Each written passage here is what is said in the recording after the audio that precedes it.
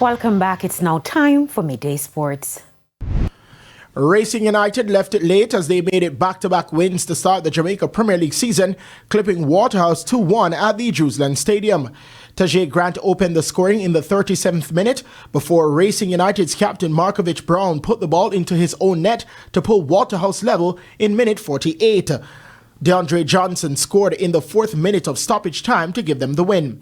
Head coach of Racing, Anthony Patrick, said he was glad for the win, although it was a challenging encounter. Really tough. You know, we have the first half, the whole entire first half, low Waterhouse in the game, the second half.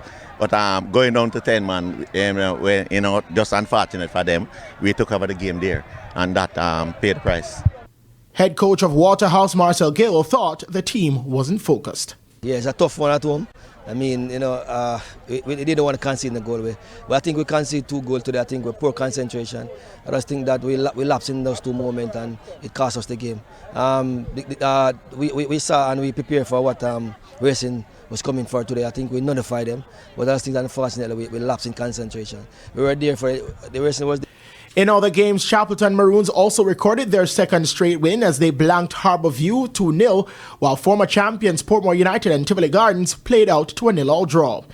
And in the Monday night fixtures, Arnett Gardens are looking to bounce back after a heavy defeat to Racing on match day 1 when they faced defending champions Cavalier in one of 3 matches today.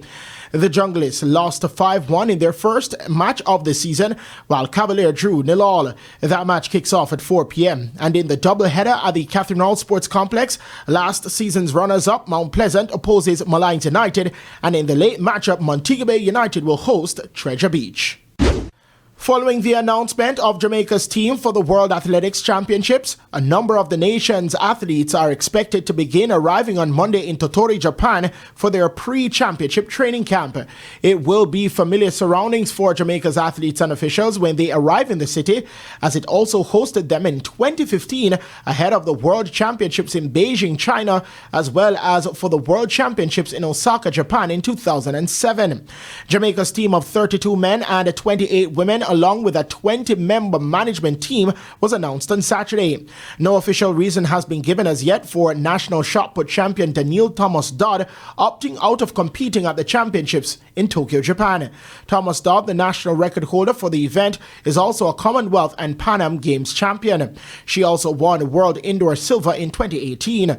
The Tokyo World Athletics Championships will run from September 13 to 21 and can be seen live and exclusively on TVJ, TVJSN, OneSpotMedia.com with radio coverage on Hits 92 FM. Our coverage starts on September 12.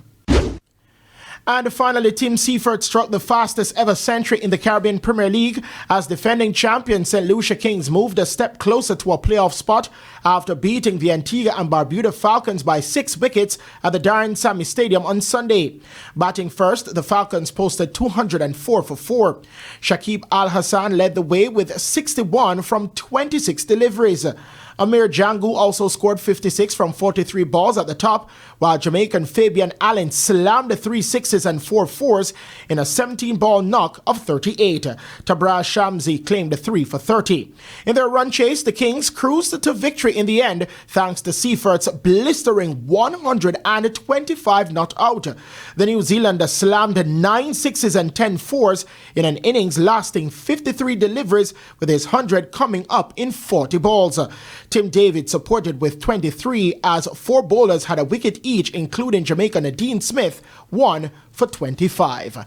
I'm Christopher Scott, and that is your Midday Sports Report. Thank you, Christopher. And that's the Midday News Package. I'm Carrie Ann Simpson. Join us at 7 for Primetime News. On behalf of the news, sports and production teams, good afternoon.